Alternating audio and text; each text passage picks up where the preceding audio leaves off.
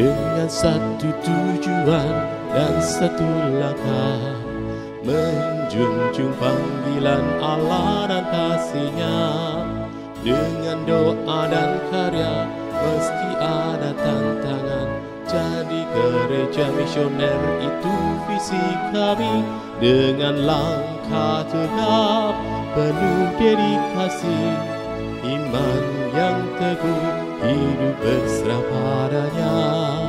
Bimbingan Roh Kudus dan tuntunan firman-Nya,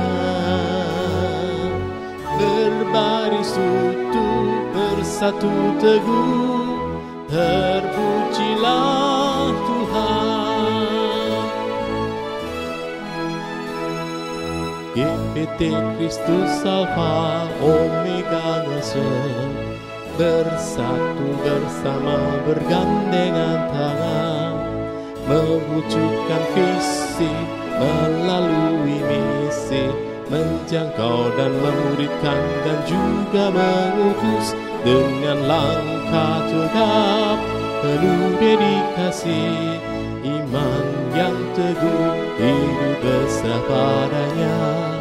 Bimbingan Roh Kudus dan tuntunan firman-Nya, berbaris utuh, bersatu teguh, terpujilah Tuhan.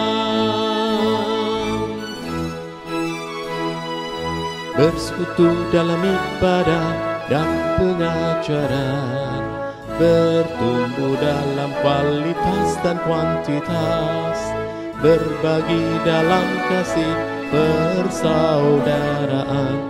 Itulah filosofi pelayanan kami.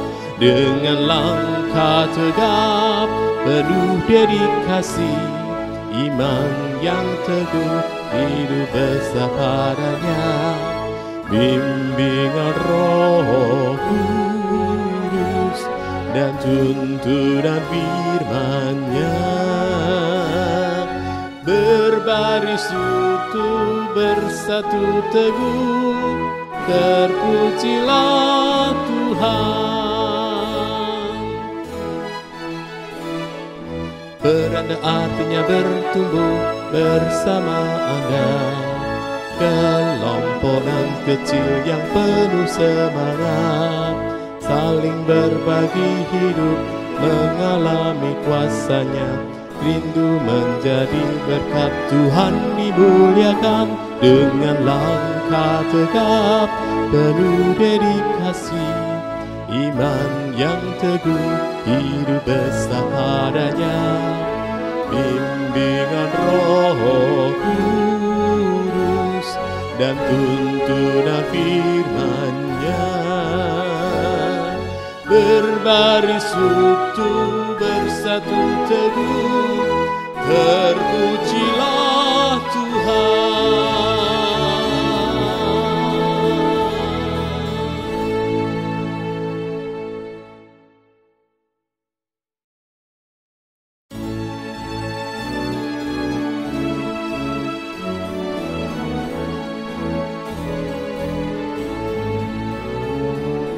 Dengan satu tujuan dan satu langkah, menjunjung panggilan Allah dan kasih-Nya. Dengan doa dan karya meski ada tantangan, jadi gereja misioner itu visi kami. Dengan langkah tegap penuh dedikasi, iman yang teguh, hidup berserah padanya. Bimbingan Roh Kudus dan tuntunan firman-Nya, berbaris utuh, bersatu teguh, terpujilah Tuhan. GPT Kristus Alfa Omega ngesel, bersatu bersama bergandengan tangan, mewujudkan visi melalui misi, menjangkau dan memuridkan dan juga mengutus dengan langkah tegap penuh dedikasi, iman yang teguh, hidup berserah padanya, bimbingan Roh Kudus dan tuntunan firman-Nya. Berbaris utuh, bersatu teguh, terpujilah Tuhan.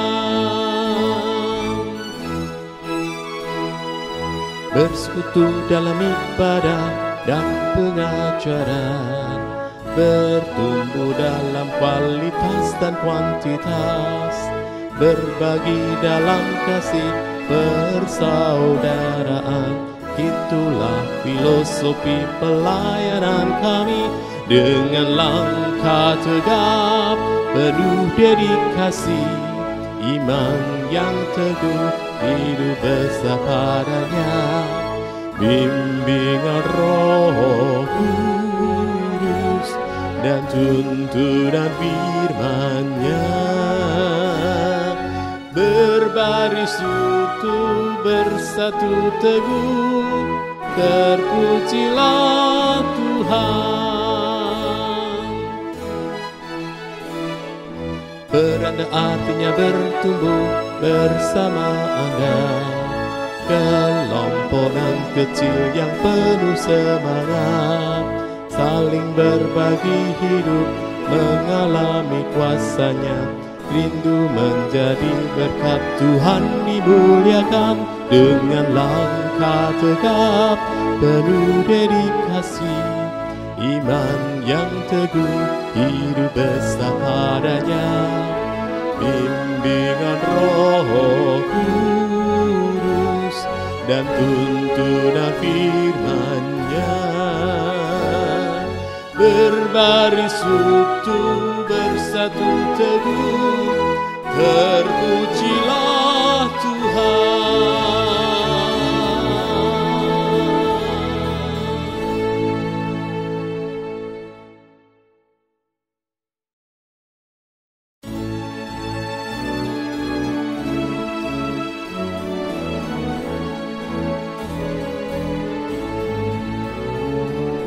Dengan satu tujuan dan satu langkah, menjunjung panggilan Allah dan kasih-Nya, dengan doa dan karya meski ada tantangan. Jadi gereja misioner itu visi kami, dengan langkah tegap penuh dedikasi, iman yang teguh, hidup berserah padanya, bimbingan Roh Kudus dan tuntunan firman-Nya. Berbaris utuh, bersatu teguh, terpujilah Tuhan. GPT Kristus Alfa Omega ngesel, bersatu bersama bergandengan tangan, mewujudkan visi melalui misi, menjangkau dan memuridkan dan juga mengutus dengan langkah tegap penuh dedikasi, iman yang teguh, hidup bersama padanya, bimbingan Roh Kudus dan tuntunan firman-Nya. Berbaris utuh, bersatu teguh, terpujilah Tuhan. Bersekutu dalam ibadah dan pengajaran, bertumbuh dalam kualitas dan kuantitas, berbagi dalam kasih persaudaraan. Itulah filosofi pelayanan kami, dengan langkah tegap penuh dedikasi, iman yang teguh, hidup bersama padanya, bimbingan Roh Kudus dan tuntunan firman-Nya. Berbaris utuh bersatu teguh, terpujilah Tuhan. Beranda artinya bertumbuh bersama Anda, kelompokan kecil yang penuh semangat, saling berbagi hidup, mengalami kuasa-Nya, rindu menjadi berkat. Tuhan dimuliakan dengan langkah tegap, penuh dedikasi, iman yang teguh, hidup besar padanya. Bimbingan Roh Kudus dan tuntunan firman-Nya. Berbaris utuh bersatu teguh, terpujilah Tuhan.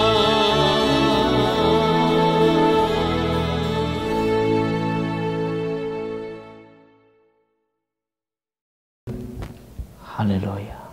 Kami sungguh bersyukur Tuhan. Tuhan izinkan untuk kami datang untuk menyembah Tuhan. Terima kasih. Kami siapkan sepenuhnya bagi Tuhan. Haleluya. Terima kasih. Terima kasih.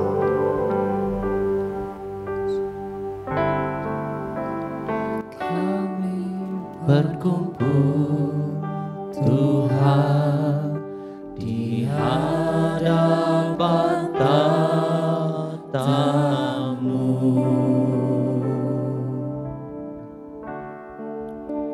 sujud menyembah dalam indahnya hadirat-Mu.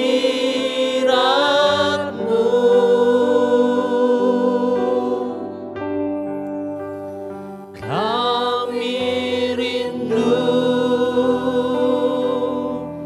curahan kuasa Roh Kudus,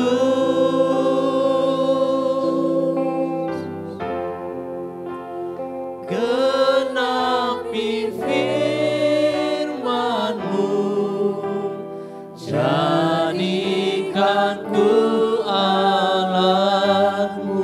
Kami berkumpul Tuhan. Haleluya. Kami berkumpul, kami naikkan pujian Tuhan di hadapan tatamu,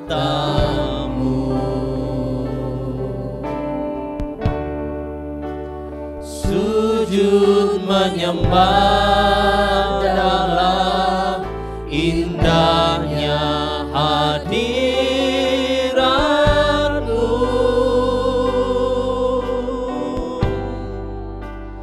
Kami rindu curahan kuasa Roh Kudus,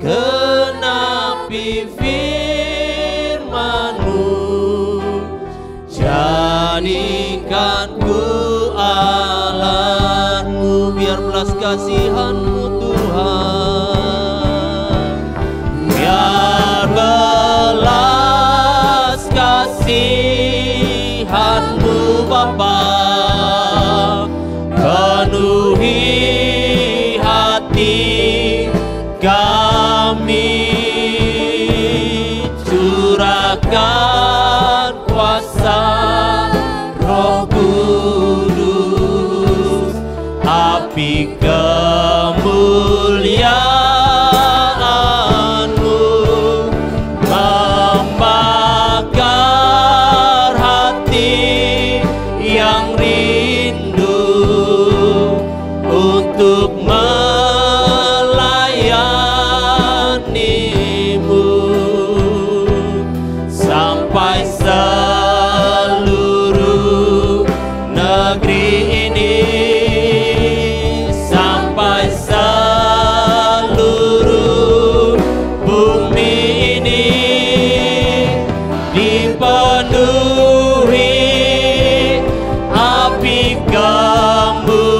kemuliaan-Mu, biar belas kasih-Mu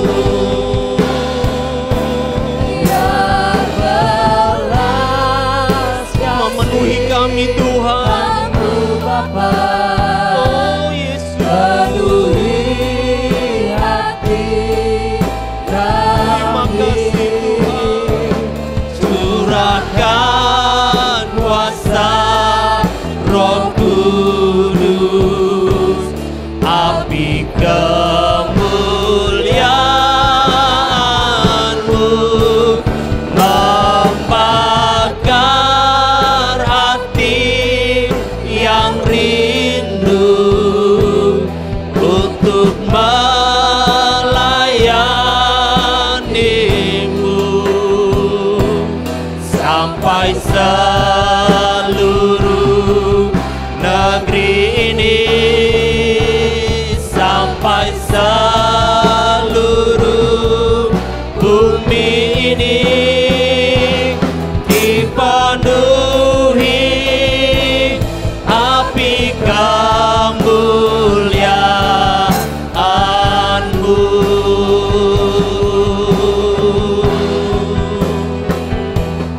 Dipenuhi api kemuliaan-Mu.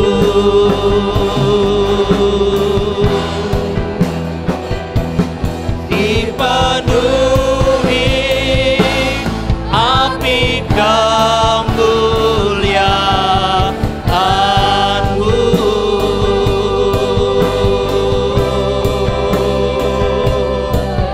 Api-Mu memenuhi hati kami Tuhan. Haleluya.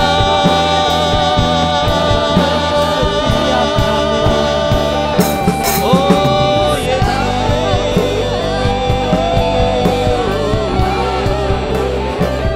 menjamah setiap kami. Haleluya.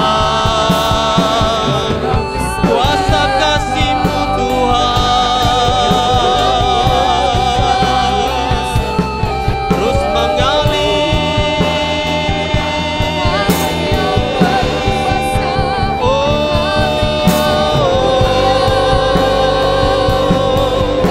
Yesus, Yesus, Yesus. Haleluya. Haleluya. Kami sembah Tuhan.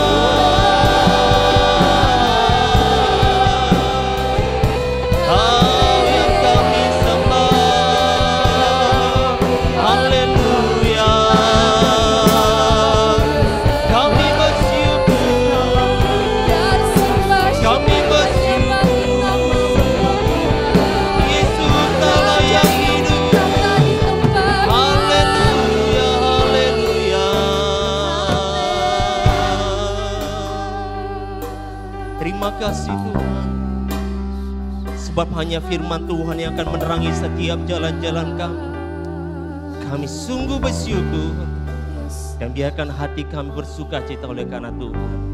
Di dalam nama Tuhan Yesus. Haleluya.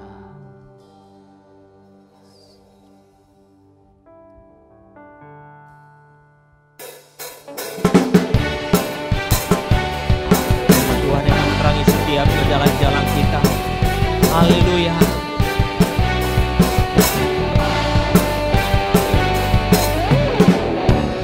Firman terangi jalanku, perisai iman di setiap waktu, lindungiku dari segala, tak pernah ku ragu, karena Dia bersamaku, setia menjaga dengan kuasa mulia. Hanya di dalam namanya Yesus, Dia sumber pengharapan di sepanjang hidup.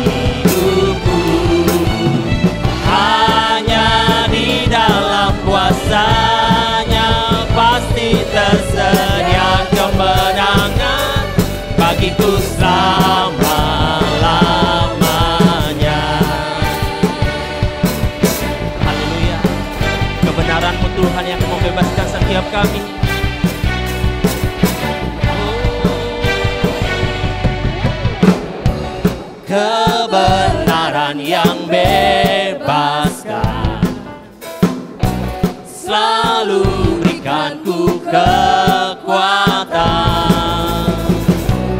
hadapi segala tantangan.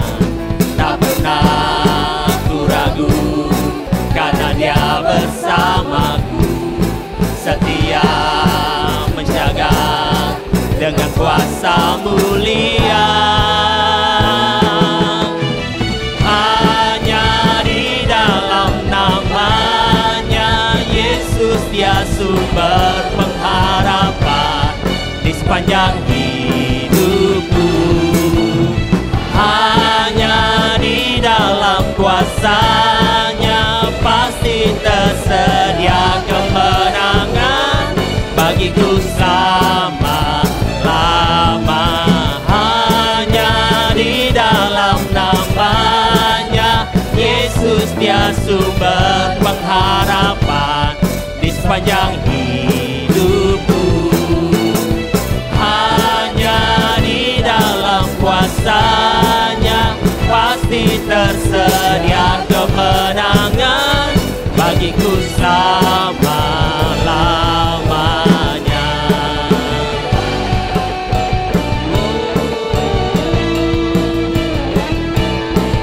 Hanya dalam nama-Mu Tuhan, dalam namanya ada pengharapan, dalam kuasa-Nya kemenangan. Dalam namanya ada pengharapan, dalam kuasa-Nya kemenangan.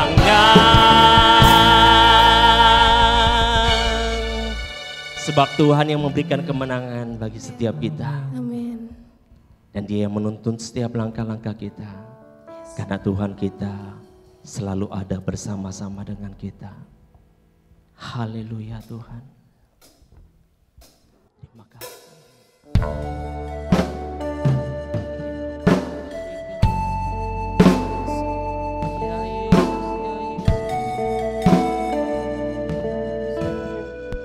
Terima kasih.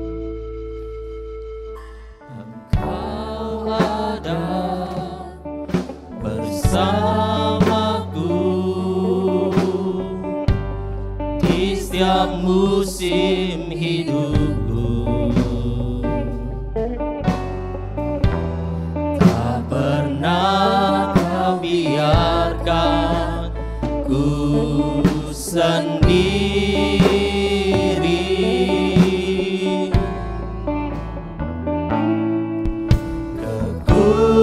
Kekuatan di jiwaku adalah bersama-Mu. Tak pernah ku ragukan kasih-Mu. Engkau ada bersama kami Tuhan. Haleluya. Engkau ada bersamaku di setiap musim hidupku. Amin. Tak pernah Kau biarkan ku sendiri.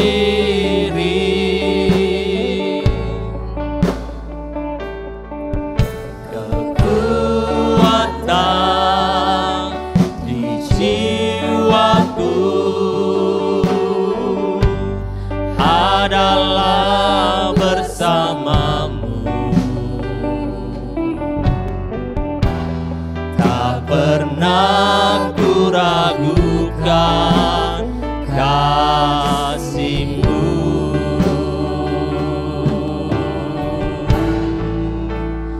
Bersama-Mu Bapa, ku lewati semua perkenananmu ya, teguhkan hatiku.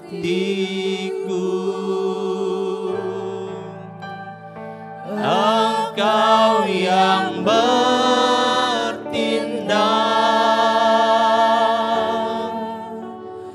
memberi pertolongan,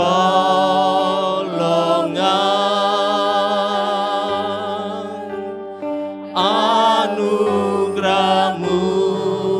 besar melimpah bagiku. Hanya bersama-Mu, itu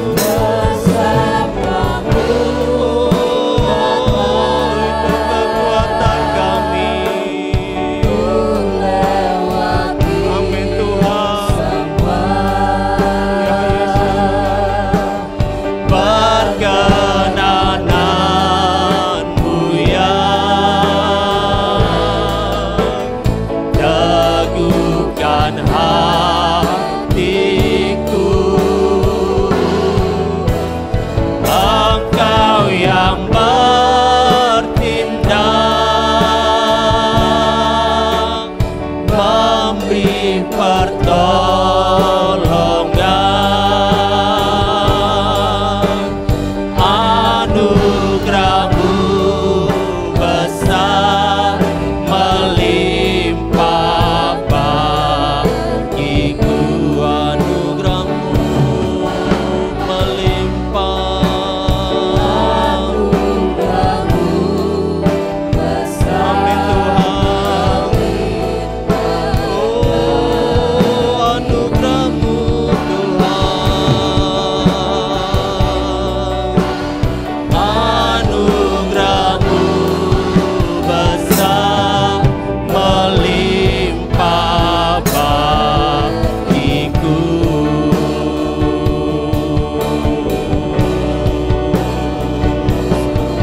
Anugerah-Mu Tuhan,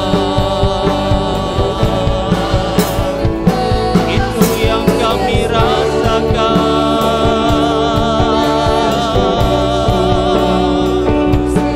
Anugerah-Mu besar yang tercurah atas kami, Yesus.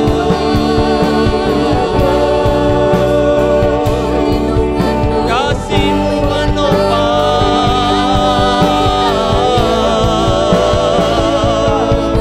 Haleluya.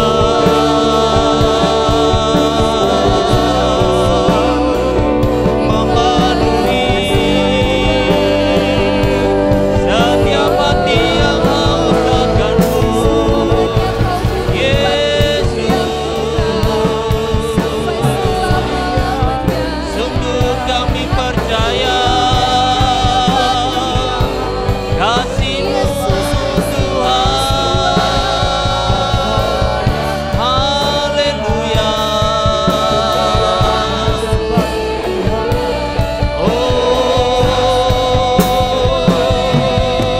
Yesus. Terima kasih Tuhan. Terima kasih Tuhan.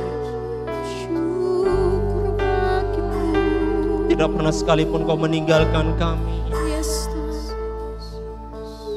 dan tidak sedetik pun Kau meninggalkan akan perbuatan tangan-Mu dalam hidup kami Tuhan.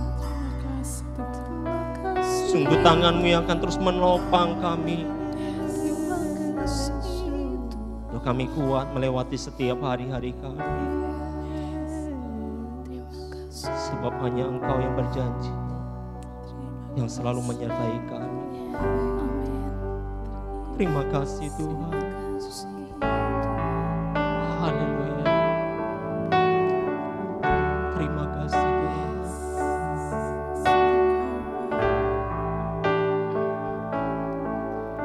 Tuhan tak pernah janji langit selalu biru, tetapi Dia berjanji selalu menyertai. Tuhan tak pernah janji jalan selalu rata, tetapi Dia berjanji berikan kekuatan. Jangan pernah menyerah, jangan berputus asa. Mujizat Tuhan ada saat hati menyembah. Jangan pernah menyerah, jangan berputus asa. Mujizat Tuhan ada bagi yang setia dan percaya.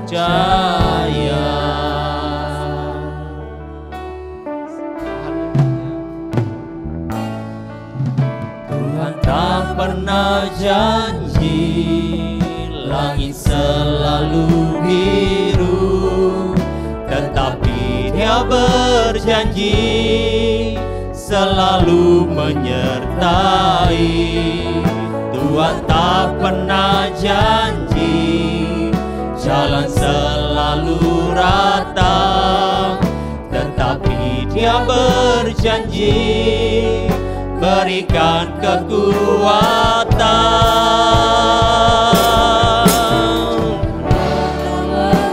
Amin. Jangan berputus asa, mujizat Tuhan ada saat hati menyembah. Jangan pernah menyerah, jangan berputus asa. Mujizat Tuhan ada bagi yang setia dan percaya.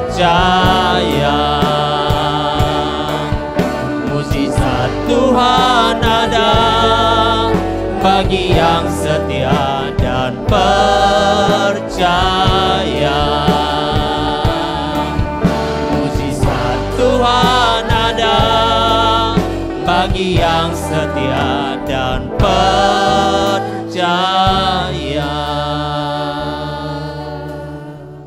Kami persilakan untuk hamba-Nya.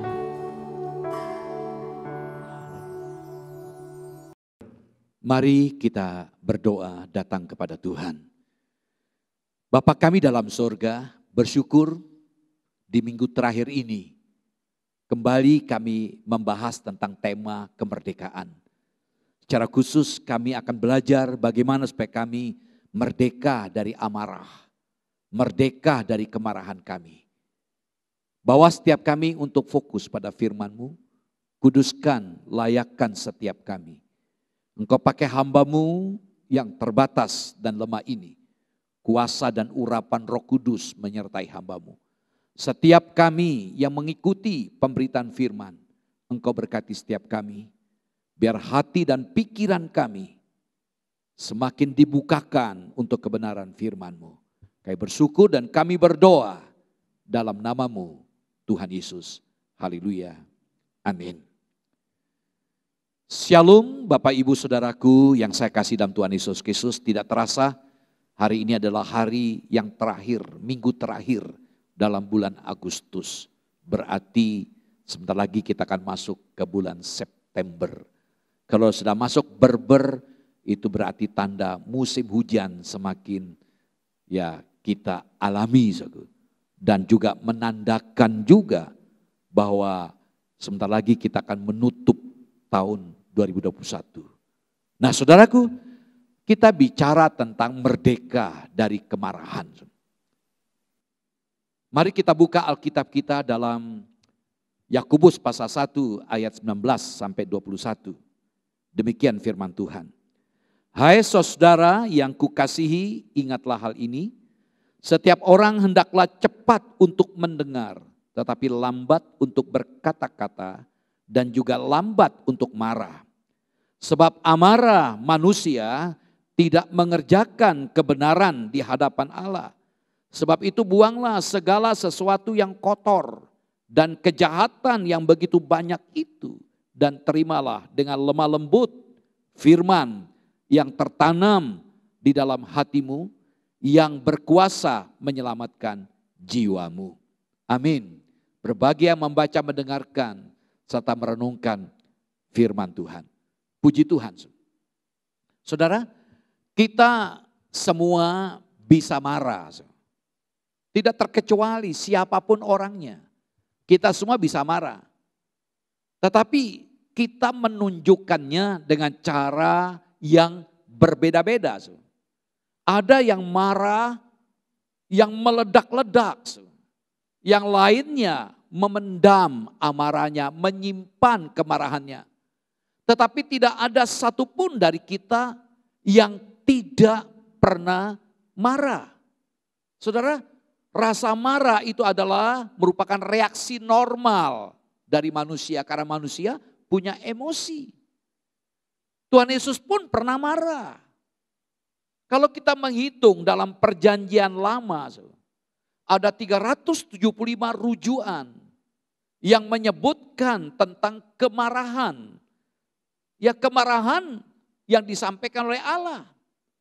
Saudara, firman Tuhan berkata, dalam kemarahanmu janganlah berbuat dosa. Saudaraku, apakah kemarahan membawa hasil yang positif? Kecenderungan kemarahan bukan menghasilkan yang bersifat positif. Sebagai contoh, beberapa minggu yang lalu kita dihebohkan. Satu ruko terbakar. Di dalamnya orang tua, ayah dan ibu dan anak meninggal dunia. Setelah diselidiki, rupanya itu sengaja dibakar oleh pacar dari anak yang terbunuh ini. Dan pacar ini seorang wanita dengan penuh kemarahan karena dia dihamili. Namun pacarnya tidak menunjukkan tanggung jawab karena alasan pacarnya orang tua tidak setuju.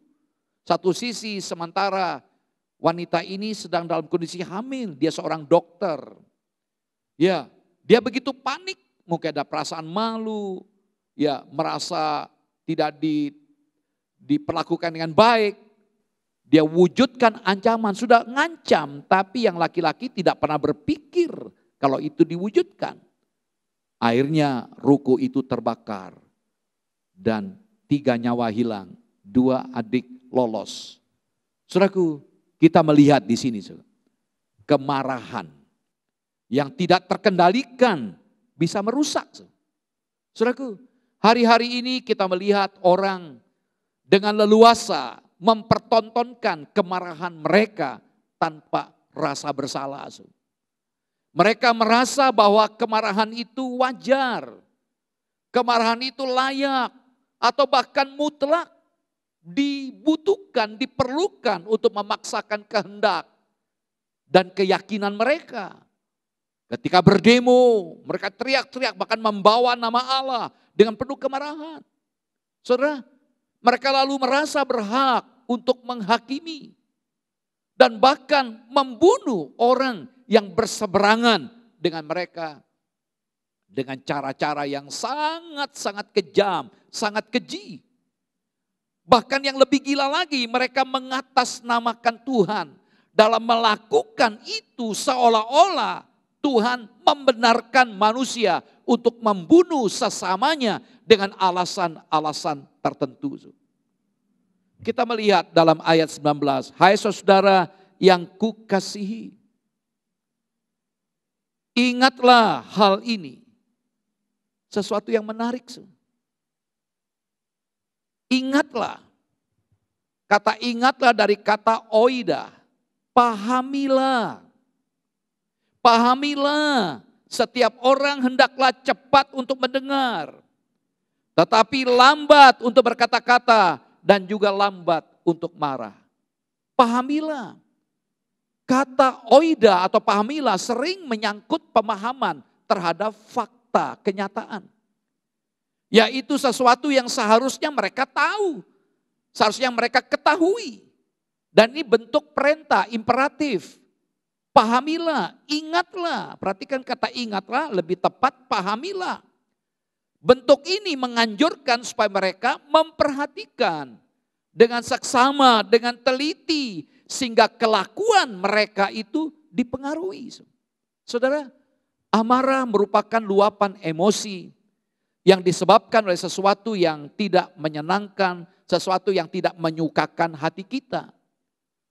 Pengendalian dalam berbicara itu terjadi bila orang itu tidak mengikuti emosinya, khususnya amarah. Dalam ayat ini kita melihat kata lambat. Lambat untuk berkata-kata. Lambat untuk marah. Bisa diartikan pelan.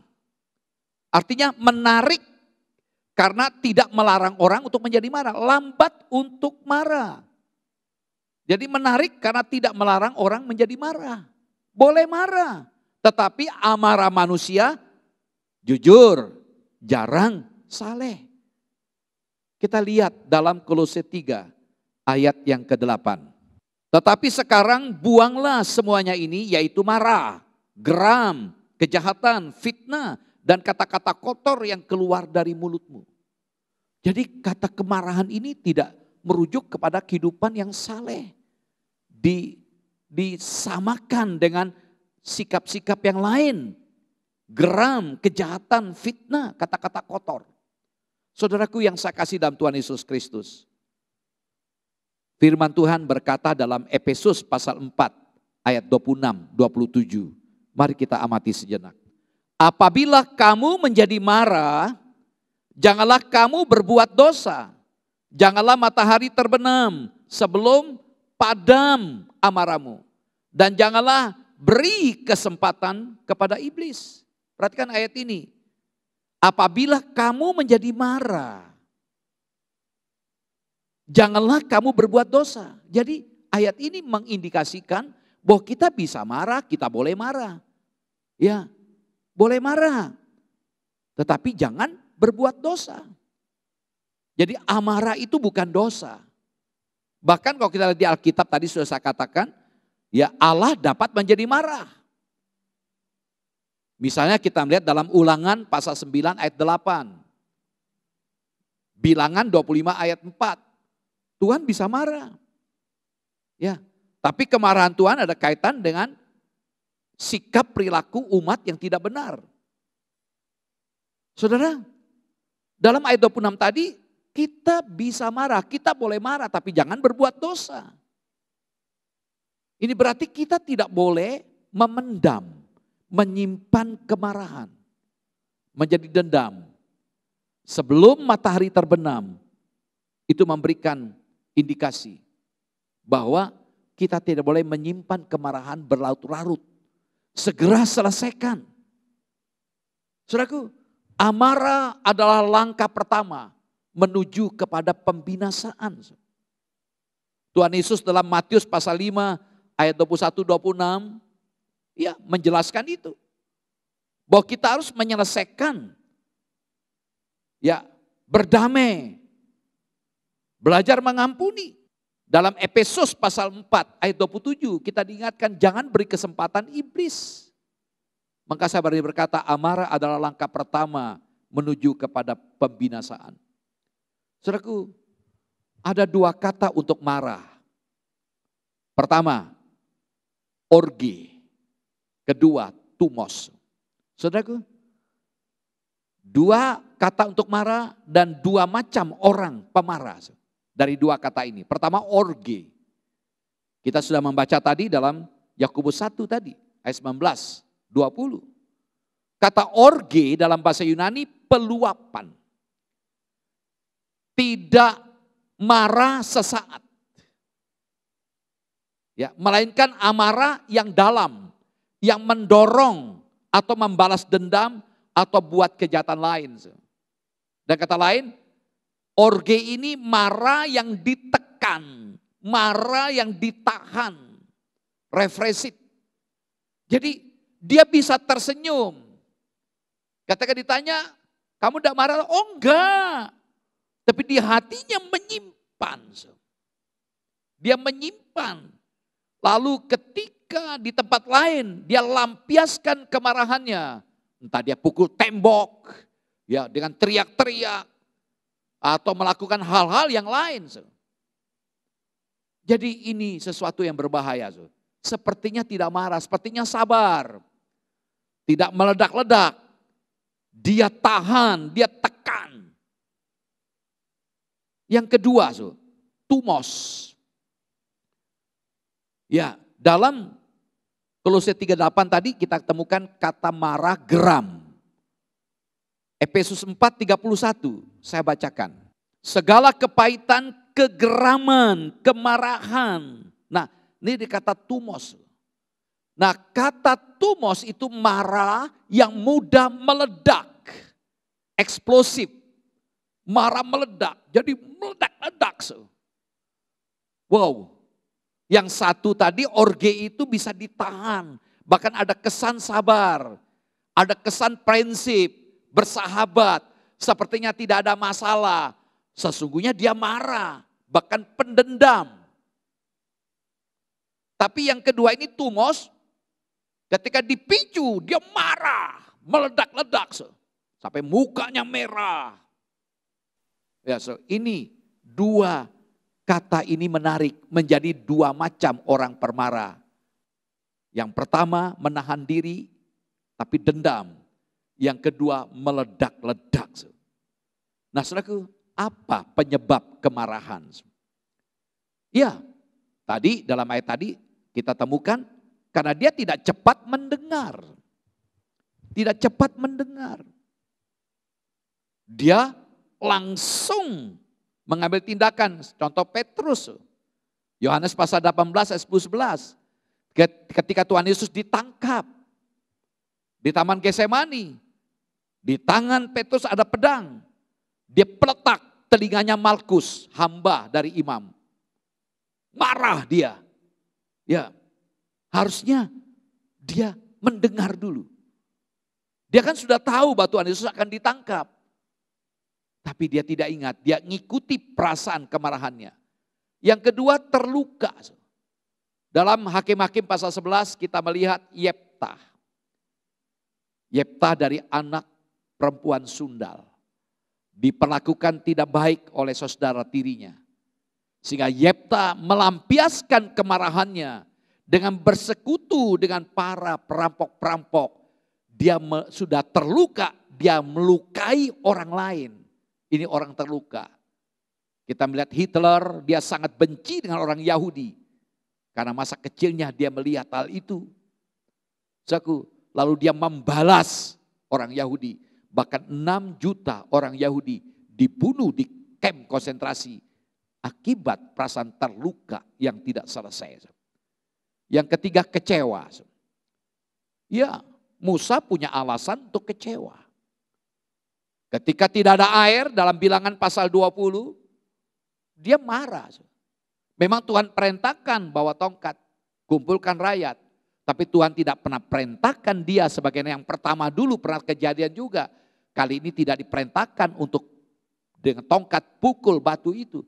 Dia dengan kemarahan dia pukul.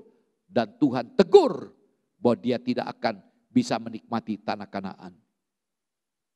Ya, orang yang kecewa bisa marah, patah hati, ya, frustasi, dia bisa marah.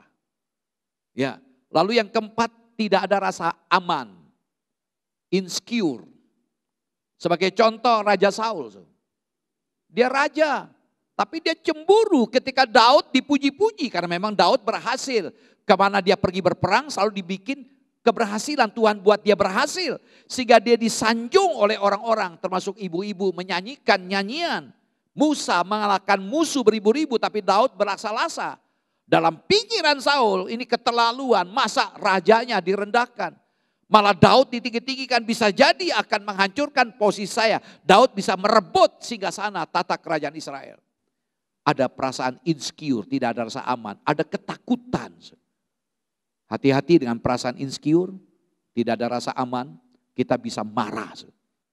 Kita merasa jabatan kita tidak dianggap, kita merasa kita orang berpengalaman. Ya orang yang punya posisi, orang berpangkat, kenapa tidak dianggap? Kita marah. Kita merasa insecure. Ini menarik kalau dalam leadership tentang insecure. Begitu banyak hal yang saya dapat pelajari. Yang kelima, habit, kebiasaan. Ya, kebiasaannya dia marah. Sedikit dia marah, marah sedikit. Ya, dia anggap sudah biasa. Ya, gaya hidupnya dia marah. Ini yang paling celaka. Jadi ada 5 penyebab kemarahan. Ya, tidak cepat mendengar karena terluka, luka batin, kecewa, frustasi, tidak ada rasa aman, fear, takut, atau insecure. Dan kebiasaan memang begitu. Nah saudaraku, akibat kemarahan. Jadi kemarahan itu berdampak yang gak bagus. Hubungan itu menjadi rusak. Ya, antara satu yang lain menjadi rusak karena orang gak mau bertemu, gak mau berkomunikasi karena orang terluka karena sikap dia yang marah. Relasi hubungan jadi rusak. Kalau di Komsel ada orang seperti gini, orang itu pasti tidak akan ikut Komsel. Orang itu tidak akan mungkin bersekutu dengan dia. Karena bikin relasi rusak, hubungan rusak. Yang kedua, menghancurkan apa yang kita miliki. Merusak suasana. Iya. Jadi kalau ada orang marah, itu bisa merusak suasana. Bayangkan di rumah tangga suami istri yang marah-marahan. Suasana rumah pun menjadi kacau. Dalam pekerjaan pun menjadi kacau. Dalam gereja pun, dalam Komsel bisa menjadi kacau. Menghancurkan apa yang kita miliki. Suasana menjadi tidak nyaman. Ada ketakutan. Jangan-jangan nanti dia marah lagi. Yang ketiga, akibat kemarahan, penyesalan. Kenapa menyesal? Ya karena marahnya tadi. Iya, kenapa aku marah ya? Nah, menyesal karena setelah melihat akibatnya. Kenapa kok orang menjauh dari saya ya? Kenapa orang tidak dekat dengan saya? Itu akibat dia. Suasana menjadi rusak. Yang lebih parah lagi yang keempat, tidak memuliakan Tuhan. Ini akibat kemarahan, tidak memuliakan Tuhan, tidak memperkenankan Tuhan. Dalam Yakobus pasal 1 ayat yang ke-20 mengatakan, sebab amarah manusia tidak mengerjakan kebenaran di hadapan Allah. Jadi tidak memuliakan Allah. Nah, saudaraku, bagaimana agar kita bisa bebas dari kemarahan? Kita bisa merdeka dari kemarahan. Dari ayat ini, Yakobus 1:19-20 kita melihat ada 4. Pertama, cepat mendengar. Kedua, lambat berkata-kata. Ketika lambat untuk marah. Keempat, jaga hati kita. Yang pertama kita belajar cepat mendengar. Saudara, dalam ayat 19 tadi, hai saudara yang kukasihi, ingatlah hal ini, setiap orang hendaknya cepat untuk mendengar. Cepat untuk mendengar. Saudara, kita punya telinga berapa? 2, kiri kanan. Kita punya mulut berapa? Kita punya mulut 1. Mungkin ini bisa dijadikan pedoman, jadikan patokan karena kita punya telinga 2, mulut 1. Berarti kita harus cepat mendengar, gunakan 2 telinga kita.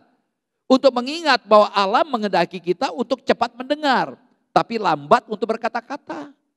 Nah, konteks pembicaraan Yakobus pasal 1 ayat 19-20 ini adalah sikap kita dalam mendengarkan firman. Lalu ayat 22 sampai dengan 27 dalam melakukan firman. Jadi dalam Yakobus 1 ayat 19-21 ini kita belajar bagaimana sikap kita ketika mendengarkan firman. Ayat 22-27 bagaimana sikap kita dalam melakukan firman. Nah, saudaraku yang saya kasih dalam Tuhan Yesus Kristus, perhatikan kata cepat mendengar. Di sini harus diartikan sesuai dengan konteksnya, hubungannya, yaitu cepat mendengarkan firman Tuhan. Bukan cepat mendengarkan gosip, berita-berita hoax, ya, fitnah, rahasia-rahasia orang dan sebagainya.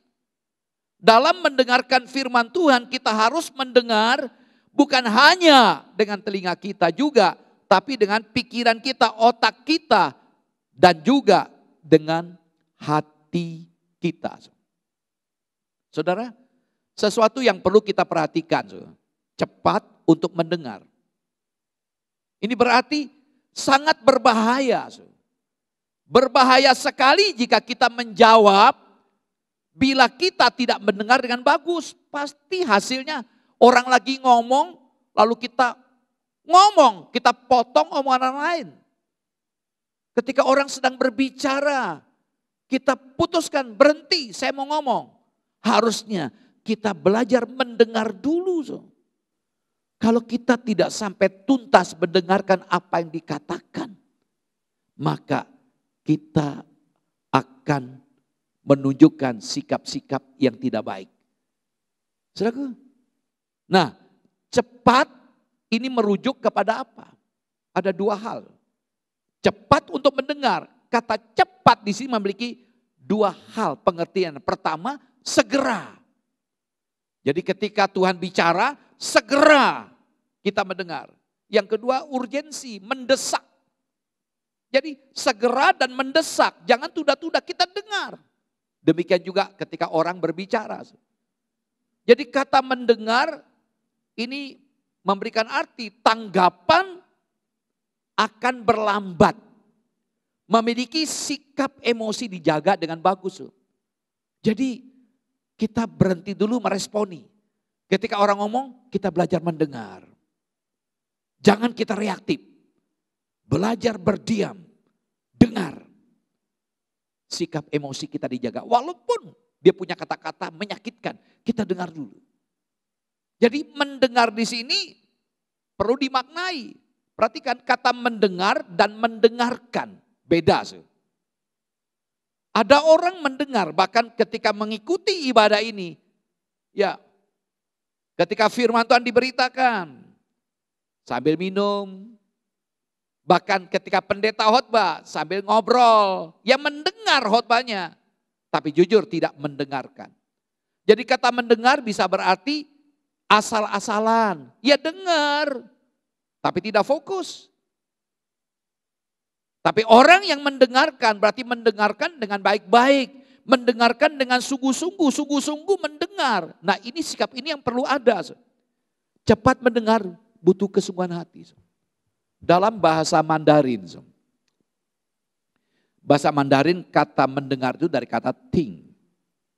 Itu bahasa Chinese-nya Mandarin ting. Nah ada 5 aspek dari gambar ini kita lihat. Yaitu ketika orang berbicara, ya kita mendengar dengan telinga kita. Ya. Setelah kita mendengar, kita lihat gambar hijau. Itu adalah mind, yaitu pikiran. Jadi ketika orang bicara, kita dengar dengan telinga kita. Libatkan pikiran. Lalu yang ketiga, mata. Kita melihat.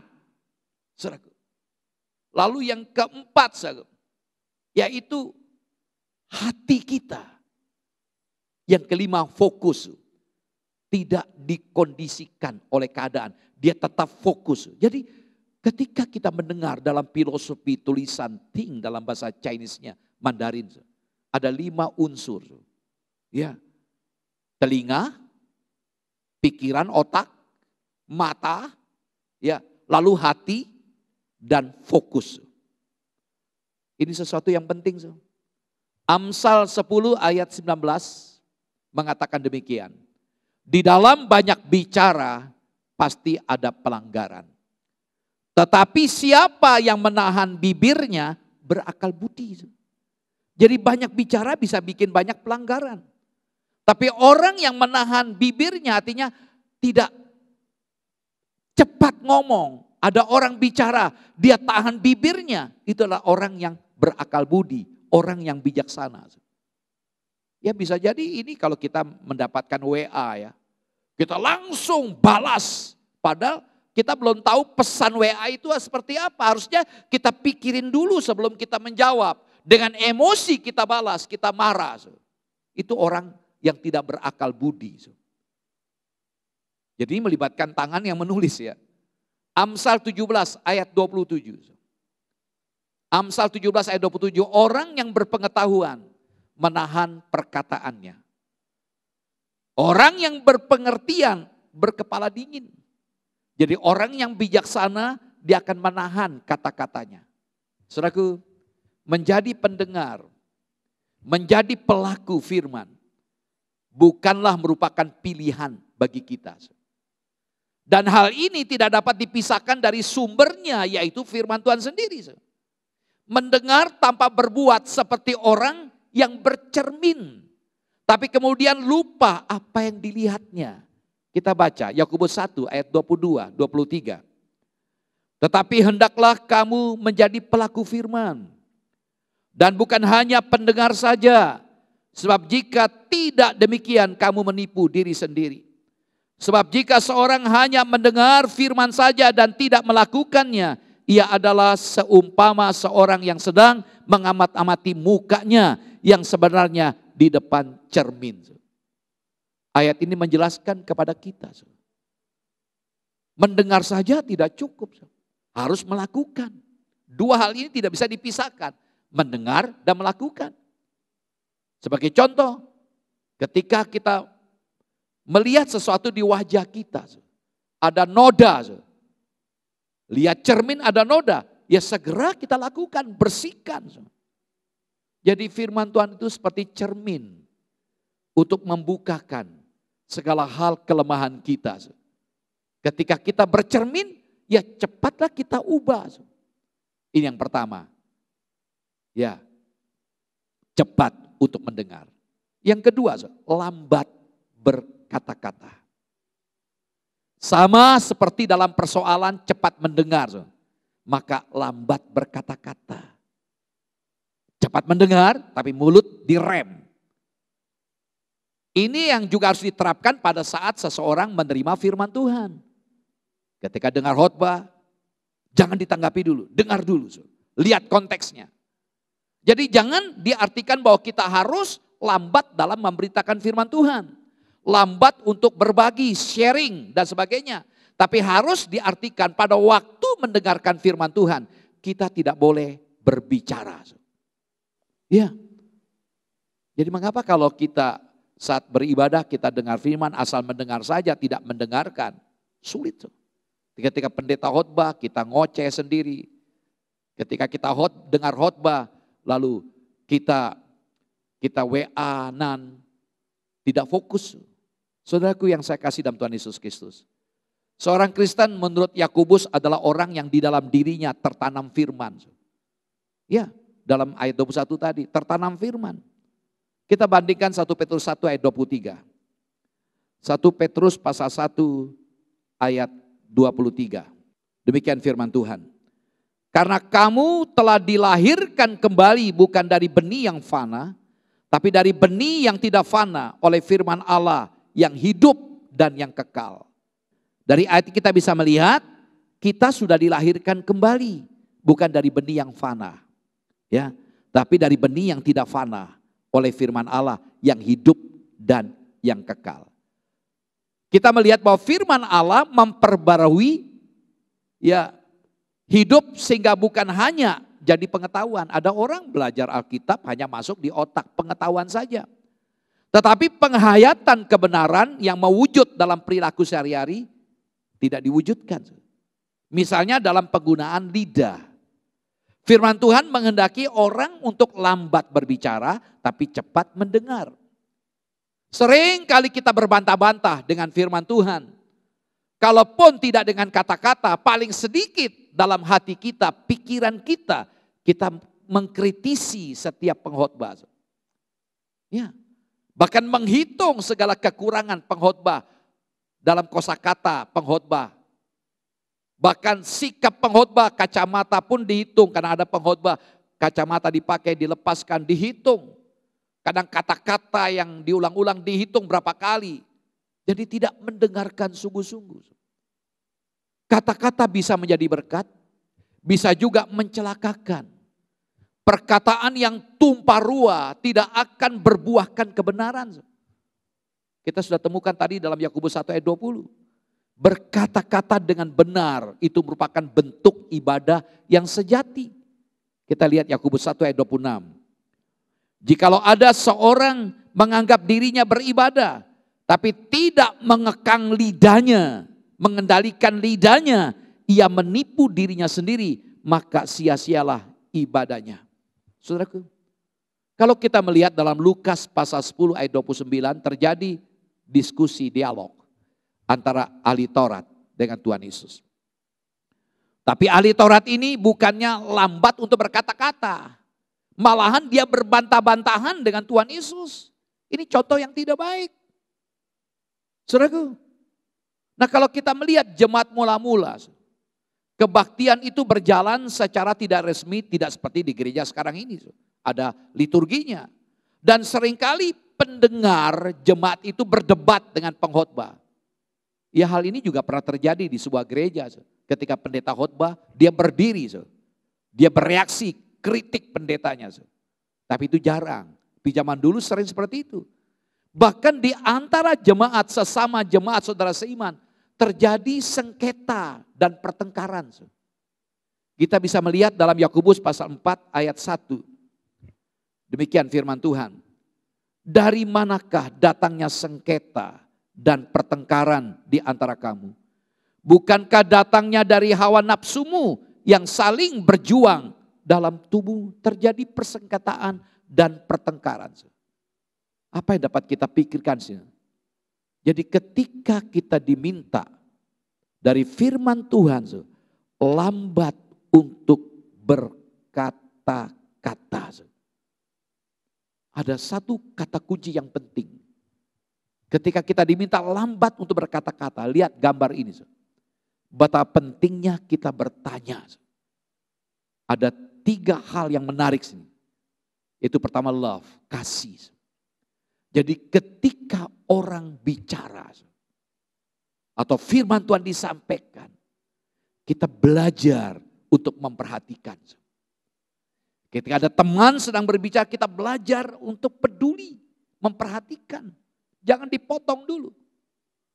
Bisa jadi kita bisa melihat ada kasih yang dinyatakan dari orang itu, atau kita menyatakan kasih pada orang itu yang sedang bercerita tentang dirinya. Yang kedua, sharing, berbagi. Iya, bisa jadi ketika dia bicara, ada sesuatu yang bisa dibagikan dari pengalaman hidupnya atau pengalaman kita. Iya, kita belajar, bertanya di saat orang berkata-kata, bertanya, adakah sesuatu yang bisa dibagikan dari apa yang dia sampaikan.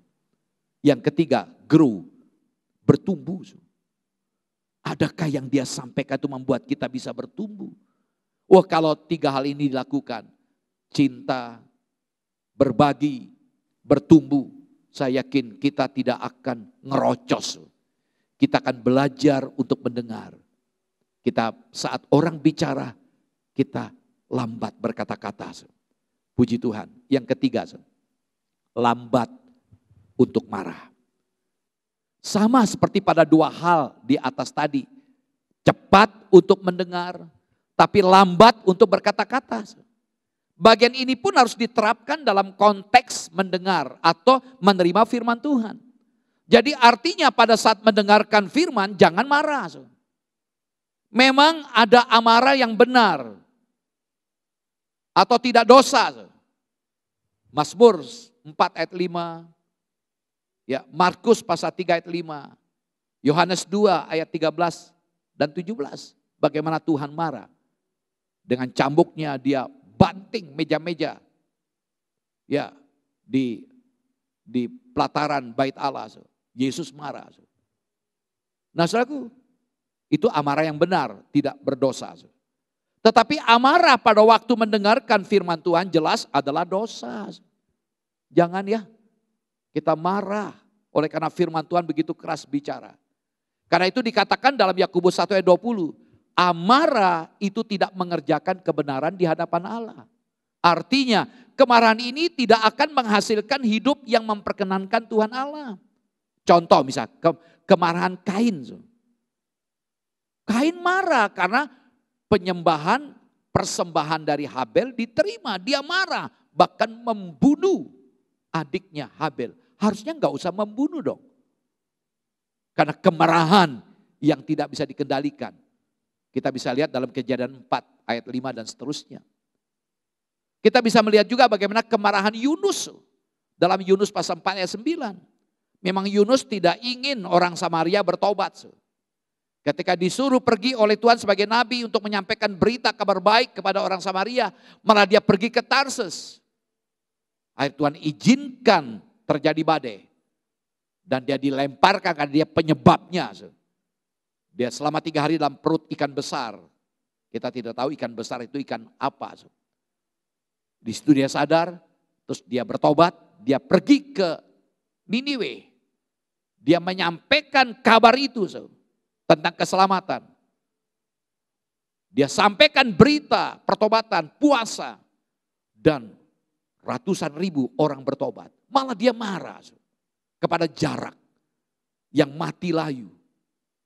Saudaraku, ini sikap-sikap yang tidak benar. Amsal 14 ayat 29. Orang yang sabar besar pengertiannya. Tetapi siapa cepat marah membesarkan kebodohannya. Jadi orang yang cepat marah itu sama dengan BODOH.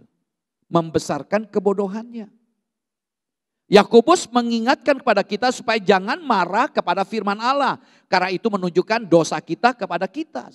Saudaraku, sebagai contoh. Ada orang yang memecahkan kaca.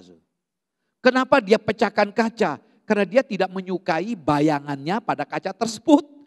Dia tidak bisa menerima bayangannya pada kaca tersebut. Dia pukul kaca, dipecahkan. Ya, artinya apa? Kita sering juga menentang firman Tuhan. Karena firman Tuhan menyatakan kebenaran.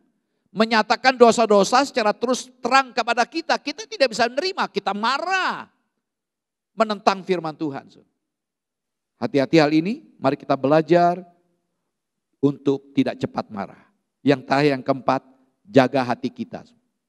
Hati manusia seperti sebuah kebun. Apabila tidak dipelihara, maka kebun itu hanya menghasilkan rumput-rumput liar. Kita didesak untuk mencabuti rumput-rumput liar tersebut. Dengan menyiapkan tanah untuk menanamkan firman Allah. Perhatikan, kebun yang dibiarkan tidak terpelihara akan ditumbuhi rumput-rumput liar. Sehingga tidak terkuasai lagi. Alangkah bodohnya orang yang berusaha menerima firman Allah ke dalam hati yang belum disiapkan.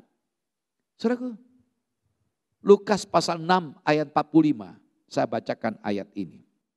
Lukas 6 ayat 45. Orang yang baik mengeluarkan barang yang baik dari perbendaharaan hatinya yang baik. Dan orang yang jahat mengeluarkan barang yang jahat dari perbendaharaannya yang jahat. Karena yang diucapkan mulutnya meluap dari hatinya. Ini Tuhan sampaikan. Yang diucapkan mulut keluar dari hati. Jadi apa yang keluar itu dari hati. Karena itu mari kita jaga hati kita. Kalau hati kita baik, maka kita tidak gampang untuk cepat marah. Kita akan belajar cepat untuk mendengar. Yakobus 1:21 tadi dikatakan sikap lemah lembut. Perhatikan. Yakobus pasal 1 ayat 21 kembali. Sebab itu buanglah segala sesuatu yang kotor dan kejahatan yang begitu banyak itu dan terimalah dengan lemah lembut firman yang tertanam di dalam hatimu yang berkuasa menyelamatkan jiwamu. Perhatikan kata lemah lembut. Dari kata prautes. Ini berarti lemah lembut yang di dalam punya unsur kerendahan hati. Nah, dalam konteks ini berkaitan dengan sikap kita terhadap firman Allah, terhadap perintah Allah. Jadi bicara tentang protes, lemah lembut ini memiliki arti juga dengan rela, dengan taat. Ya, lalu dalam ayat 21 tadi kata tertanam. Ini kata sifat benda terkait dengan firman. Jadi sesungguhnya mereka sudah percaya. Kita lihat Yakobus 1:18. Atas kehendaknya, Yakobus 1:18. Atas kehendaknya sendiri ia telah menjadikan kita oleh firman kebenaran. Supaya kita pada tingkat yang tertentu menjadi anak sulung di antara semua ciptaannya. Jadi mereka sudah percaya. Firman Tuhan sudah diterima dan mendiami mereka. Jadi maksudnya adalah orang percaya. Kalau berpegang pada dosa perlu melepaskannya. dan menerima otoritas firman Tuhan atasnya. Dan kata lain, dia harus bertobat. Harus bertobat. Yeremia 31 ayat 33. Tetapi beginilah perjanjian yang kuadakan dengan kaum Israel sesudah waktu itu. Demikianlah firman Tuhan. Aku akan menaruh Tauratku dalam batin mereka dan menuliskannya dalam hati mereka. Maka aku akan menjadi Allah mereka dan mereka akan menjadi umatku. Jadi kita perlu membereskan diri kita. Bertobat. Saudaraku, kata kuasa dalam Yakobus 1:21 tadi kata dunamai. Walaupun menjadi kata asal dari kata dinamit. Saudaraku, biasanya hanya berarti mampu atau kadang-kadang berkuasa. Imbuhan menekankan bahwa firman Allah selalu berkuasa. Iya. Firman Tuhan itu memampukan kita untuk berubah. Lalu ada kata menyelamatkan dalam ayat 21 bagian akhir. Kata menyelamatkan dari kata zozo, biasa diterjemahkan menyelamatkan atau menyembuhkan. Memiliki arti yang cukup luas. Jadi kalau bicara mengenai fungsi firman Tuhan dalam hidup orang percaya, biasanya menyangkut proses pengudusan. Karena sudah diselamatkan. Jadi ketika bicara menyelamatkan di sini, kata erat di mana orang percaya dibebaskan dari dosa yang masih ada padanya. Nah, ini hal yang penting. Jadi bicara proses pengudusan itu adalah proses yang panjang. Terus kita bertobat, terus kita berubah. Saudaraku yang saya kasih dalam Tuhan Yesus Kristus, bagaimana agar kita bisa menjaga hati kita? Berarti kita harus menyiapkan hati kita untuk firman Tuhan. Yang pertama, kita harus mengaku dosa kita dan mohon pengampunan Tuhan. 1 Yohanes 1 ayat 9 mengatakan demikian. Jika kita mengaku dosa kita, maka ia adalah setia dan adil, sehingga ia akan mengampuni segala dosa kita dan menyucikan kita dari segala kejahatan. Sadarilah kalau kita bersalah, gak usah takut datang kepada Tuhan. Kalau kita ingin hati kita menjadi baik, selesaikanlah dosa kita. Akuilah dosa kita. Tuhan selalu welcome, terbuka, siap menerima kita. Dan dia akan mengampuni kita. Yang kedua, selalu kita belajar di sini bahwa renungkanlah kasih karunia Allah. Dan mintalah ya supaya Tuhan Allah itu membajak semua kekerasan di dalam hati kita. Perlu dibajak sebagaimana tanah yang perlu dibajak. Hati kita pun perlu dibajak, diberesin. Yeremia 4 ayat yang ketiga. Sebab beginilah firman Tuhan kepada orang Yehuda dan kepada penduduk Yerusalem. Bukalah bagimu tanah baru dan janganlah menabur di tempat duri tumbuh. Jadi ini memberikan pengertian hati kita harus diperbarui. Dalam Matius pasal 13 ayat 19-23 ilustrasi tentang bagaimana sikap kita dalam menerima firman Tuhan. Di kita siapkan hati yang baik, tanah yang baik. Yang ketiga, milikilah sikap yang lemah lembut yang kita baca tadi. Ada kerelaan, ada ketaatan, ada kerendahan hati. Sehingga kita dimampukan untuk menerima firman Allah dengan penuh hormat dan tanpa perbantahan. Meskipun itu keras, kita terima. Nah, saudaraku, jadi kalau kita kembali ke Yakobus 1 ayat 21 di sini, ada relasi yang erat antara membuang dosa atau kejahatan dan menerima firman Tuhan. Jadi kalau kita tidak mau membuang dosa kita, maka lambat atau cepat kita akan berhenti menerima firman Tuhan. Seseorang mengatakan firman Tuhan menjauhkan kita dari dosa. Tetapi sebaliknya dosa juga bisa menjauhkan kita dari firman Tuhan. Jadi kalau kita berdosa, bahkan kita tidak ada niat baca Alkitab, tidak niat mendengarkan khotbah. Saudaraku, apakah kita sering datang ke gereja hanya untuk menilai,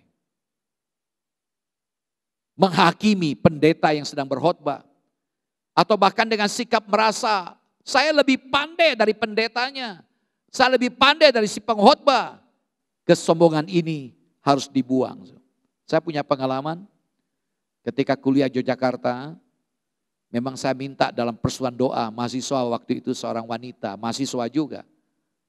Dari sebuah gereja yang sangat kalem, dia khotbah.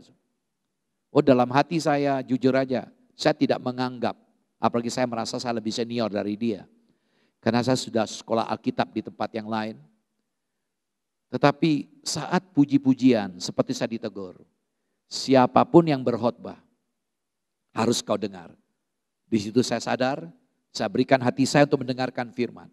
Dan luar biasa, walaupun dia tidak pandai berkhotbah, satu ayat yang dia sampaikan begitu menyentuh hati ini.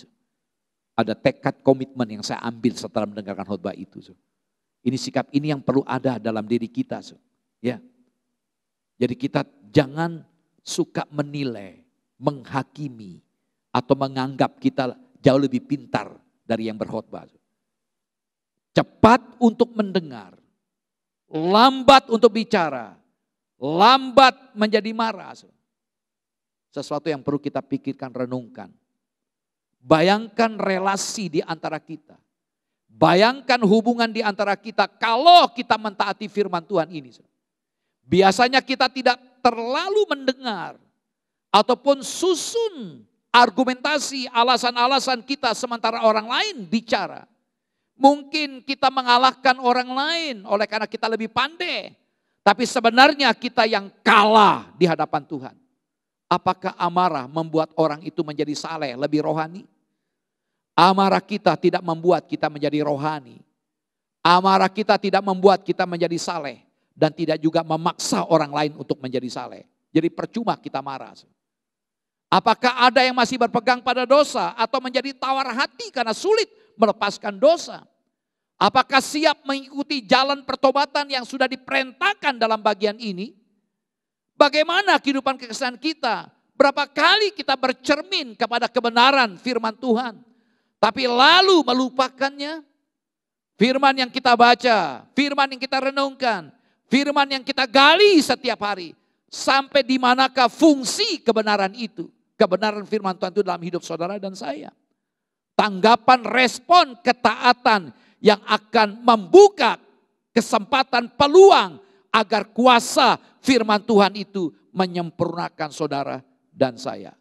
Biarlah ini kita renungkan.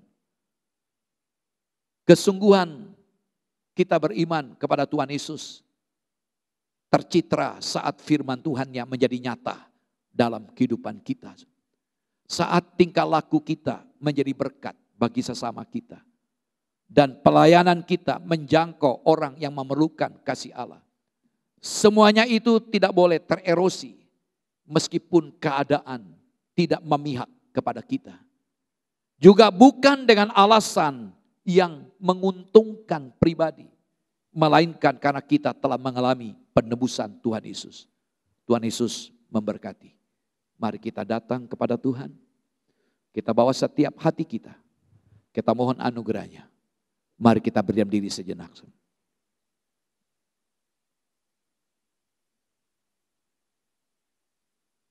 Sudahkah kita cepat untuk mendengar, tapi lambat berkata-kata dan lambat untuk marah?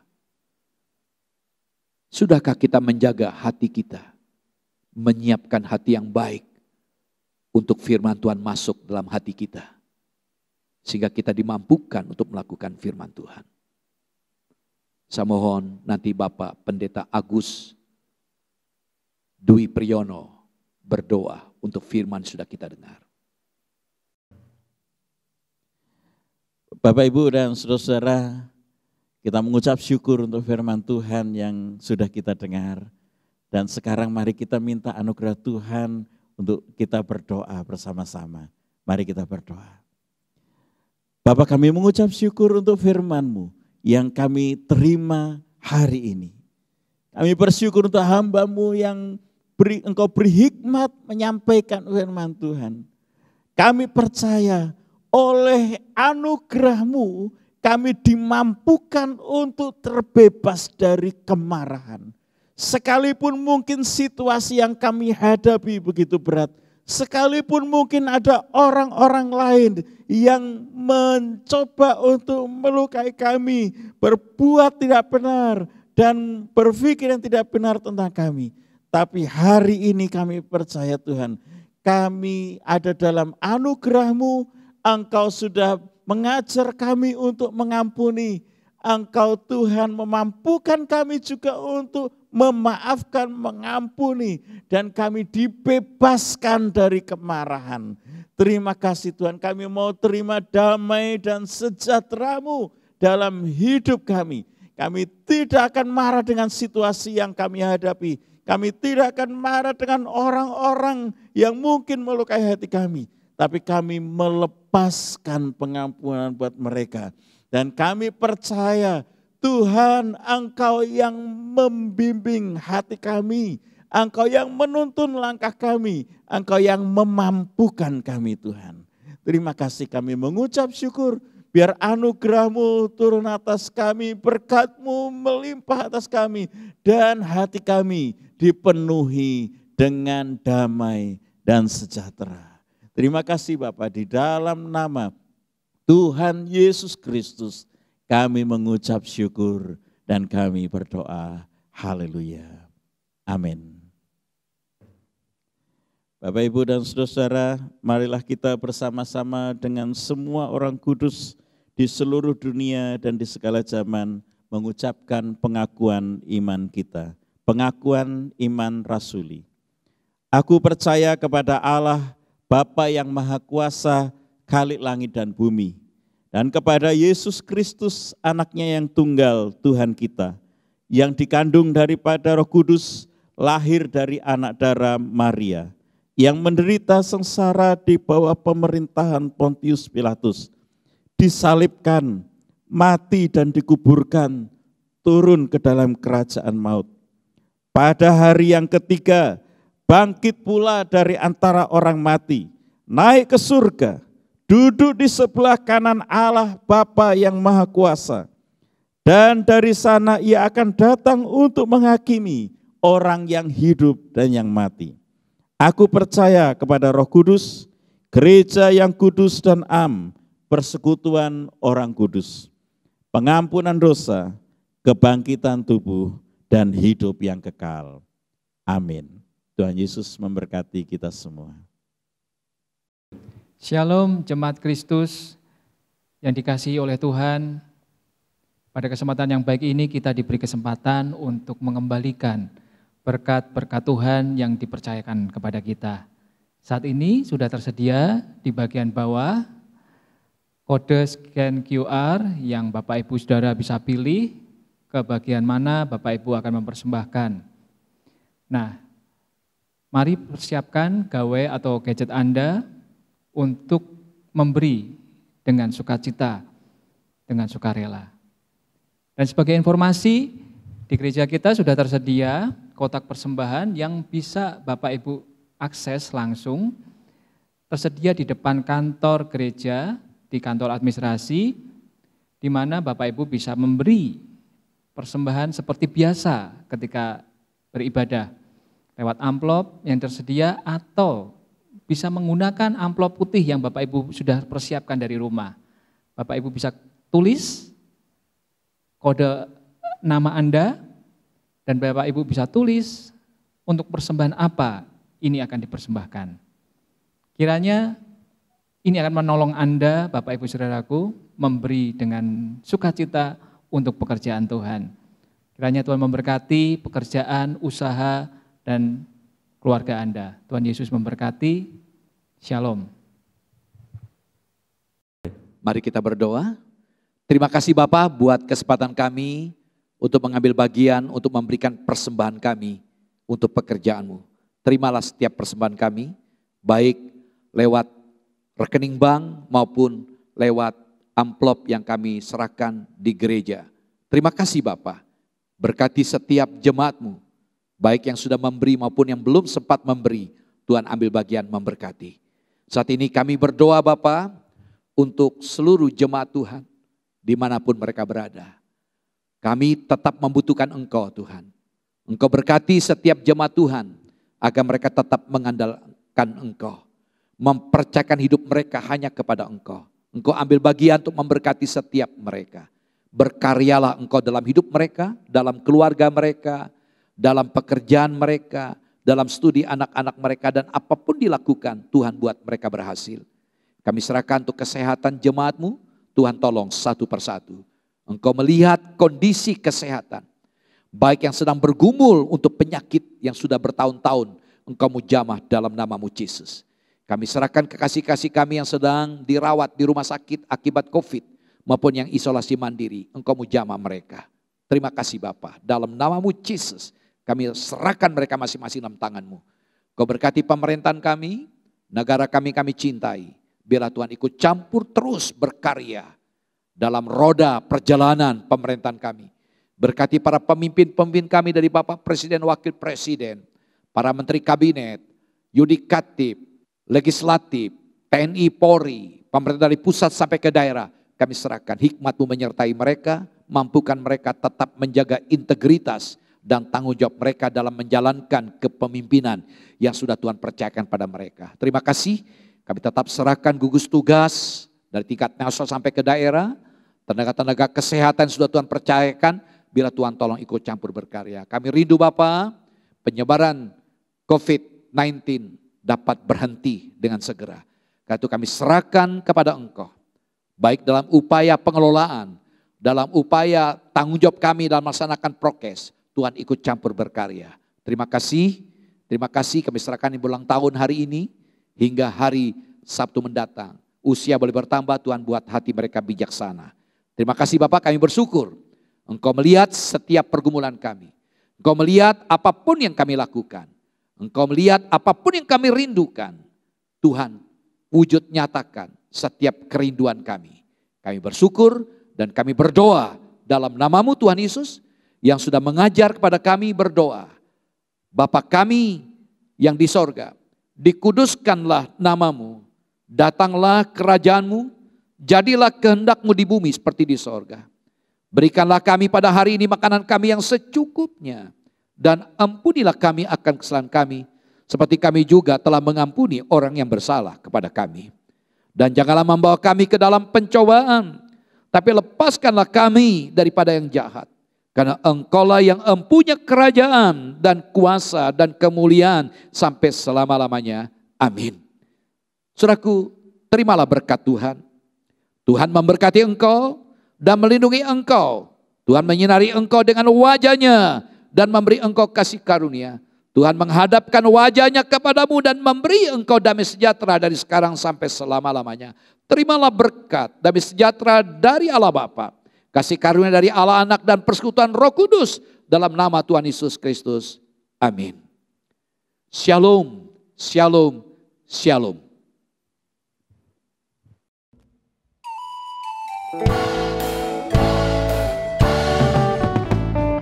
Shalom, shalom, damai Allah turun ke atasmu sekarang. Shalom, shalom, damai Allah sekarang dan selamanya.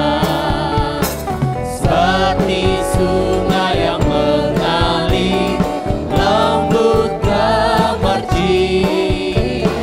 Seperti burung merpati, damai surgawi. Shalom, shalom, diberkatilah kau sekarang.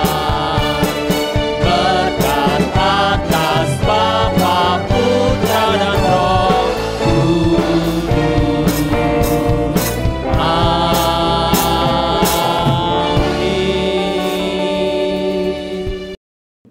Shalom, Bapak Ibu Saudara Jemaat GBT Ngesrep, mari kita mendengarkan warta sepekan.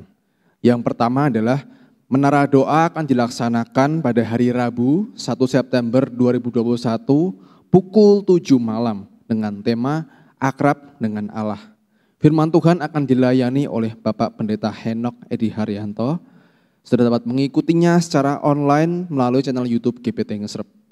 Kemudian ibadah raya hari Minggu 5 September 2021 akan dilaksanakan 2 kali secara onsite dan juga online, disertai juga dengan perjamuan suci. Ibadah pagi pukul 7 dan kemudian ibadah sore pukul 5 sore.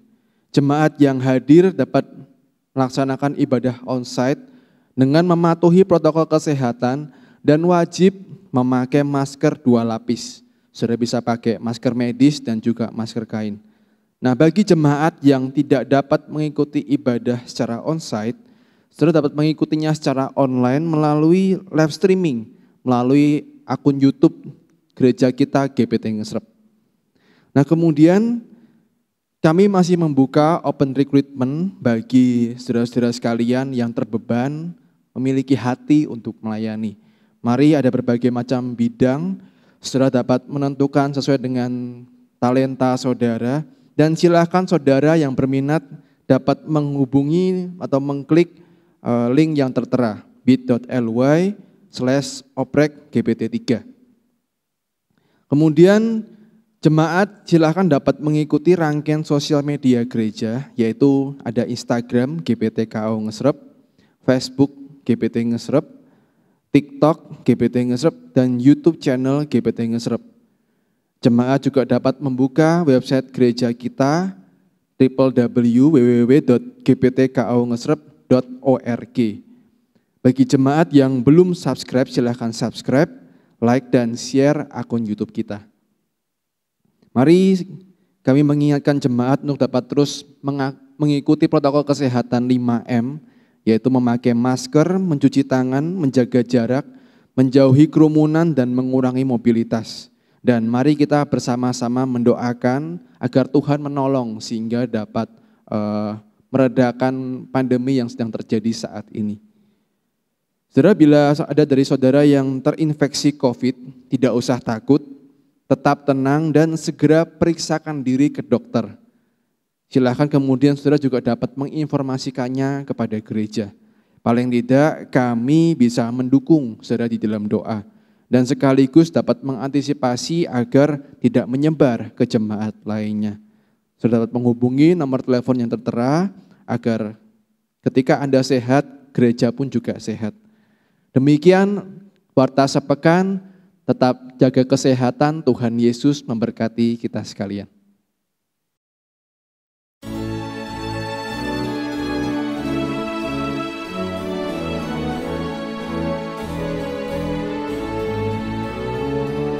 Dengan satu tujuan dan satu langkah, menjunjung panggilan Allah dan kasih-Nya. Dengan doa dan karya meski ada tantangan, jadi gereja misioner itu visi kami. Dengan langkah tegap penuh dedikasi, iman yang teguh, hidup berserah padanya. Bimbingan Roh Kudus dan tuntunan firman-Nya, berbaris utuh, bersatu teguh, terpujilah Tuhan. GPT Kristus Alfa Omega Ngesrep, bersatu bersama bergandengan tangan, mewujudkan visi melalui misi, menjangkau dan memuridkan dan juga mengutus. Dengan langkah tegap penuh dedikasi, iman yang teguh, hidup berserah padanya. Bimbingan Roh Kudus dan tuntunan firman-Nya, berbaris utuh, bersatu teguh, terpujilah Tuhan. Bersekutu dalam ibadah dan pengajaran, bertumbuh dalam kualitas dan kuantitas, berbagi dalam kasih persaudaraan. Itulah filosofi pelayanan kami. dengan langkah tegap penuh dedikasi, iman yang teguh hidup bersama padanya. Bimbingan Roh Kudus dan tuntunan firman-Nya, berbaris utuh bersatu teguh, terpujilah Tuhan. Beranda artinya bertumbuh bersama Anda, kelompokan kecil yang penuh semangat, saling berbagi hidup, mengalami kuasa-Nya, rindu menjadi berkat. Tuhan dimuliakan dengan langkah tegap penuh dedikasi, iman yang teguh hidup bersama padanya. Bimbingan Roh Kudus dan tuntunan firman-Nya, berbaris utuh bersatu teguh,